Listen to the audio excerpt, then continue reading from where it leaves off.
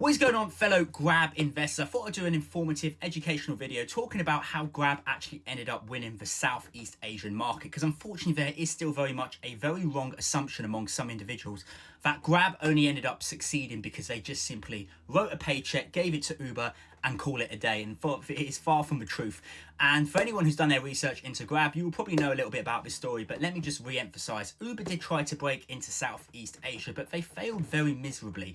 They failed miserably because they didn't understand the market like Grab did. Grab in itself is a Southeast Asian business. They originated from Malaysia. They themselves are an Asian business working in an Asian economy.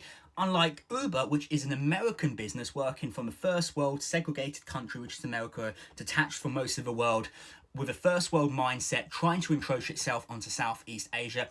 And this is where the disconnects happen. You see, Grab as a business understood the local infrastructure. They understood the local regulations. They understood the local cultural differences. They understood the local dynamics of individuals, and they understood the price disconnect. Uber tried to get into Southeast Asia, and Uber, for a start, were offering very expensive premium services, trying to cater for people's comfortability needs rather than people's affordability needs. And anyone who spends a lot of time in Southeast Asia like myself, or who has visited in the past, you will know very clearly that Southeast Asia, there is a very big disconnect from what we have here in the West. People are prioritizing affordability over comfortability. You know, people aren't looking at, oh, does my Uber have leather seats and aircon? People are looking for the cheapest, most viable option tailored to their financial needs and wants, and that is what Grab was offering. Grab was happy to offer mopeds while Uber was not. Grab was happy to offer cheaper, older vehicles to their customers as a form of service at a cheaper price than what Uber was. And Grab was happy to take cash, which Uber was not. And anyone who's been to Southeast Asia, you will know that Southeast Asia is one of the few economies in this world that is still very much cash rich. Around 90%, 85 to 90% of most of Southeast Asia still heavily relies on cash for most of its transactions of products and services. So while Uber wanted people to download the Uber app and pay with the Uber app, most people did not want to pay through the app because financial tech infrastructure just was not in place at the time of Uber breaking into Southeast Asia. Grab, on the other hand, was happy for people to pay with financial tech, but they were also more happy for people to pay with cash because they understood that that financial tech platform hadn't been built. And this is why Grab today is putting so much resources, so much money, so much emphasis into building up the financial platforms, because Southeast Asia is very much delayed and behind when it comes to the financial tech aspects compared to what we have here in the modern Western world. So Grab understood their consumers. They understood the local infrastructure. A lot of these cars, you know, that Uber was offering couldn't quite go off roads, especially in some areas of Southeast Asia like Vietnam, Malaysia, or even Thailand. And also, more specifically, mopeds, one of the cheapest, quickest and viable options for most individuals. You only have to go to somewhere like Vietnam and go to Saigon to realize for every one car there are 7 mopeds. So the fact Uber was not offering this service just really sort of catered to show the mindset that this business was not quite fully understanding the consumer dynamics in which it was operating on. At that time, when Uber was trying to spend hundreds of millions trying to take market share away from Grab, Grab was pivoting. They were diversifying. They were opening up further revenue streams in the business. They were no longer just a ride-hailing app, which Uber was. Grab had just launched Grab Mart and Grab Delivery. And furthermore to that, they were in the final processing stages of completing Grab financial tech platforms. So individuals would join Grab because they want a taxi, they want a Grab basically, because that's what taxis are called, they're called Grabs, to then end up getting deliveries and, you know, getting their groceries delivered, posting their parcels, their packages, getting food deliveries, which Grab offers, to then eventually get in paying with Grab, where Grab will obviously take a very small commission from the merchant as a payment provider. And then they'll end up effectively taking loans and opening a bank account and financial platforms through Grab where they can get their salary deposited.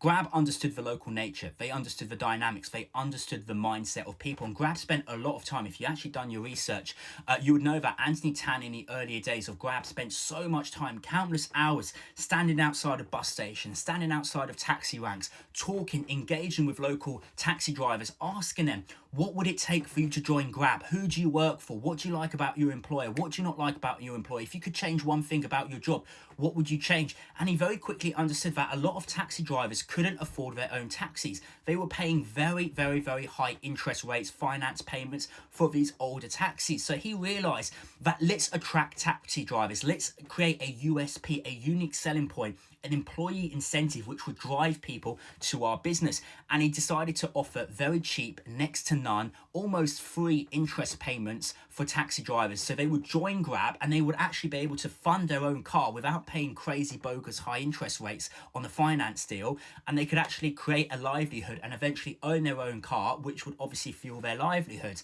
Grab understood so much more. They were willing to take cash when Uber was not. They were willing to offer cheaper products and services like cheaper mopeds, cheaper older vehicles than what Uber was. They were going for affordability. Uber was going for comfortability. And eventually Uber realized, as per their statement from their CFO, quote unquote, we have taken the right decision to leave the Southeast Asian markets because we think it is a financially viable decision, quote unquote, financially viable. Uber themselves made the decision to leave Southeast Asia because they realized they couldn't compete with a business which in itself is an Asian entity business, which in itself knows its culture, knows its region, knows its nations a lot better than a first world Western driven nation which is trying to encroach onto other countries. And that is where Grab done very, very well. They were willing to take more skin in the game. They were willing to offer and be more flexible, be more viable to their customers. They were willing to offer a lot more products and services at the time than what Uber was willing to offer. And there is something about Southeast Asia where they really do preserve local culture. I don't know what it is, but I know when I go to Vietnam and I spend a very long time, 3 or 4 months a year I spend at a given time in Vietnam. My dad lives there. They love their local infrastructure. They love their own businesses. I mean, Starbucks, Costa, they are all struggling to get into like countries like Vietnam because you've got Highlands Coffee, which is a local coffee chain, or McDonald's, KFC, struggling to break into Vietnam because you've got the elderly ladies selling their banh mi's on the streets. There is something about Southeast Asia being very, very much all entwined and supporting each other, which is maybe something I would say here in the West, which is maybe not our top priority when it comes to supporting local businesses, supporting our local friends, our local neighbours. And that is something to do with a cultural difference which Grab understood, which Uber unfortunately did not in Southeast Asia. And going on to the fact that apparently Uber paid money to Grab paid money to Uber to do one is far from the truth. Grab simply just offered stock-based acquisition. They gave a bunch of shares to Uber because Uber had already made that decision themselves to leave Southeast Asia because they realised it was a sector in which they could not break into. And in turn, Uber would be happy because they would own a vast proportion. I believe they are the largest institutional owners of Grab. And if Grab does well, Uber's happy because they will still do well, as any shareholder would do well when their business does well.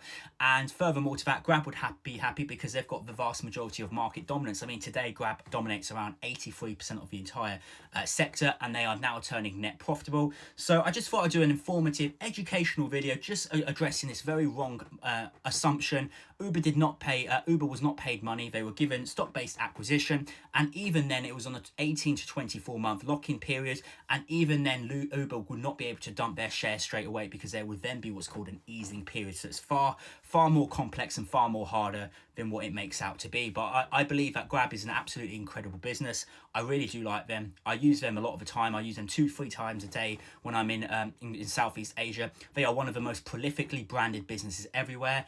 You see them at the airports, you see them at the bus stations. You cannot go down a single street without seeing a Grab driver in their high fluorescent green jackets.